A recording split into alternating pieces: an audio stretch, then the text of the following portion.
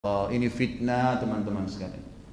Ini fitnah. Dari mana istilah Wahabi ini? Dari mana istilah Salafi ini? Ini fitnah.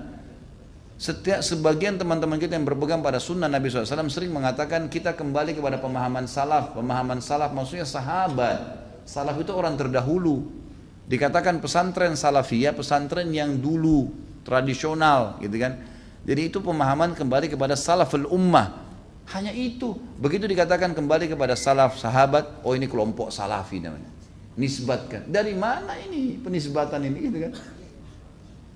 Kemudian Wahabi, Wahabi, Wahabi. Apa Wahabi ini? Dari mana istilah ini? Ini keluar dari mulut orang-orang yang tidak bertanggung jawab. Kalau kita lihat cirinya orang Wahabi, yang dianggap Wahabi orangnya berjenggot, jalankan sunnah Nabi. Kalau sholat ke masjid, istrinya pakai tutup aurat. Ya, di rumahnya jauh dari perbuatan-perbuatan dosa. Ini nih kelompok nih. Diolok-olok, Wahabila, Wahabila. Saya pernah dimasukkan dalam grup, gitu kan? Saya lihat semuanya disatuin, teman-teman dari semua ormas ada, termasuk nama saya masuk di situ. Banyak, mungkin ada 80 atau 100 orang ustadz, kiai dan seterusnya. Baru saya masuk di situ saya sudah baca. Ah, ini banyak ustadz-ustadz Wahabi, dimain-mainin gitu, tulisannya pakai O. Wahabilah ini. Oh, ini Wahabi ini suka tolak salawat, suka tolak zikir, suka tolak doa. Saya berpikir kalau saya mau tanggapin, ini enggak, ini 80 orang, 100 orang di situ, kemudian akan habis waktu saya menyita di situ. Sudahlah, saya keluar, minta maaf, saya enggak ada urusannya di sini, saya keluar.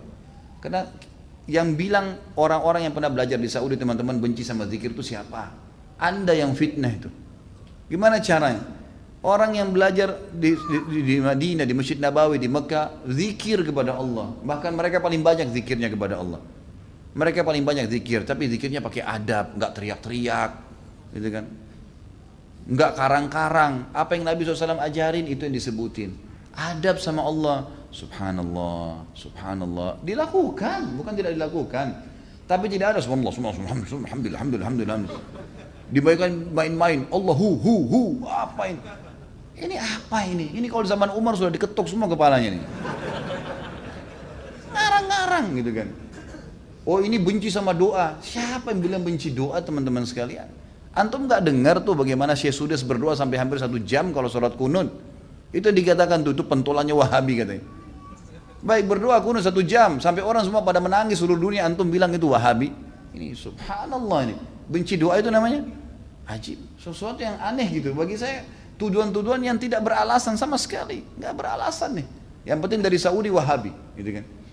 Saya sampai waktu mau berangkat ke Saudi, awal saya mau belajar tahun 90, teman-teman ayah saya sempat titip pesan dari kota Makassar, Khalid, nanti kamu ke Saudi, ambil ilmunya tapi jangan jadi Wahabi.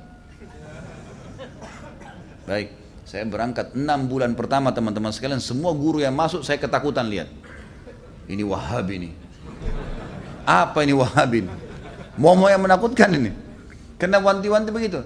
Lama-lama setelah guru masuk, setiap guru masuk di Madinah, wallahi saya bersumpah atas nama Allah teman-teman sekalian, tidak pernah ada sebutan nama Wahabi. Saya tidak pernah dengar kata-kata Wahabi dari mulut mereka. Wallah, yang ada cuman qala Allah, qala Rasul. Allah berfirman, Rasulullah bersabda. Wallahi, saya sumpah di sini, di masjid ini memang begitu ajarannya. Begitu ajarannya, qala Allah, qala Rasul, qala Allah, qala Rasul, selalu. Atau diikuti dengan penjelasan Ibnu Abbas, sahabat, Ibnu Umar, sahabat. Nih pemahamannya mereka, ini pemahamannya sahabat tentang ayat ini, tentang hadis ini. Itu yang kita pelajarin. Dan kalau ada masalah fikih didatangkan 4 madhab semua. Imam Syafi'i bilang begini ini dalilnya, Imam Ahmad bilang begini ini dalilnya, Imam Malik bilang begini, Abu Hanifah begini dalilnya. Jelas, semuanya begitu.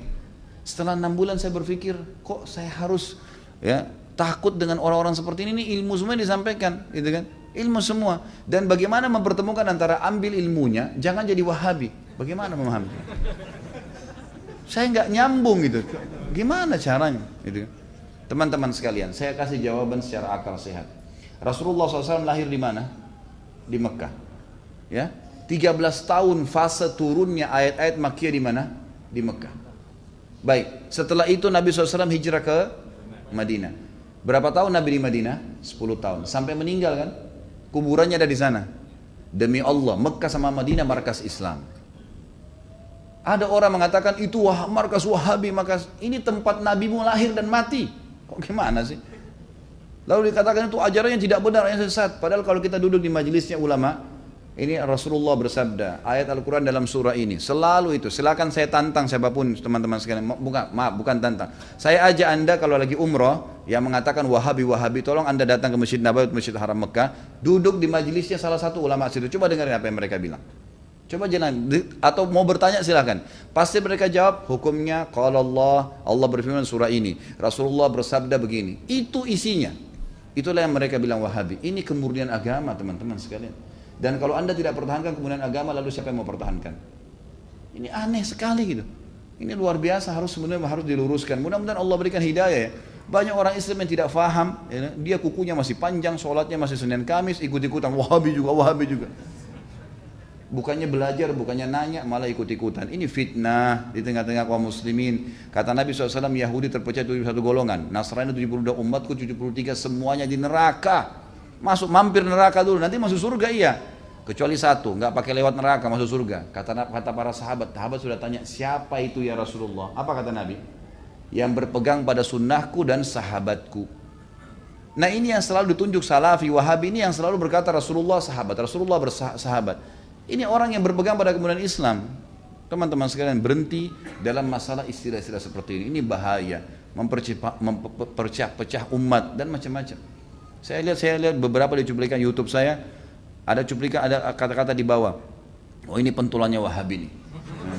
Ah ini mungkin ISIS nih. Nah ini mungkin ini nih. Ah ini mungkin ini nih. Padahal orang itu tidak kenal saya. Bagaimana pertanggungjawaban dia hari kiamat di depan Allah? Coba nuduh saya, bisa ketemu sama saya minta maaf nggak? Kalau nggak ketemu, gimana coba? Saya bisa maafin, tapi dalam hukum Islam, kalau seseorang memfitnah saudaranya Muslim, menuduh sesuatu yang dia tidak punya ilmu, kan itu, sudah dimaafin pun pada orang yang melakukan orang-orang yang sedang difitnah, tetap hukum syar'i dia harus minta maaf. Kalau tidak, saya dapat pahala karena memaafkan, dia tetap dihukum sama Allah karena masih belum minta maaf. Variabelnya begitu kan? Hukumnya begitu. Orang mencuri, kan itu. Kemudian dia tidak kembalikan haknya orang, tetap dihukum, nggak bisa.